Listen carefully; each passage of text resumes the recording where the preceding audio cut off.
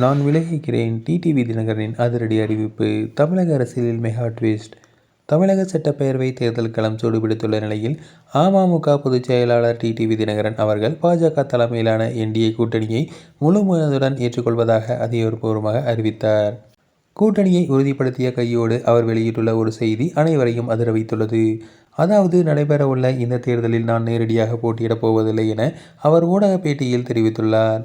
தொகுதி பங்கீடு மற்றும் கூட்டணி வியூகங்களை வகுப்பதில் கவனம் செலுத்த வேண்டியிருக்கும் என்பதால் இந்த முடிவை எடுத்திருக்கலாம் என கருதப்பட்டாலும், களத்தில் ஒரு வலுவான வேட்பாளராக பார்க்கப்படும் அவர் பின்வாங்கியது அரசியல் வட்டாரத்தில் பேசுபொருளாகியுள்ளது.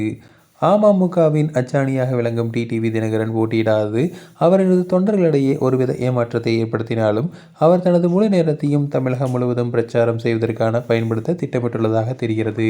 எடப்பாடி பழனிசாமி மற்றும் ஓ. பன்னீர்செல்வம் ஆகியோரின் அரசியல் நகர்வுகளுக்கு மத்தியில் தினகரன் எடுத்துள்ள இந்த தற்காப்பு மற்றும் தாக்குதல் பாணியின் முடிவில் பின்னணியில் ஏதோ ஒரு பெரிய ராஜதந்திரம் இருப்பதாகவே அரசியல் விமர்சகர்கள் பார்க்கின்றனர். அவர் போட்டியிடவில்லை என்றாலும் அவரது தலைமையிலான அமமுக என்டிஏ கூட்டணியில் எந்த அளவிற்கு தாக்கத்தை ஏற்படுத்தும் என்பதை பொறுத்திருந்துதான் பார்க்க வேண்டும்.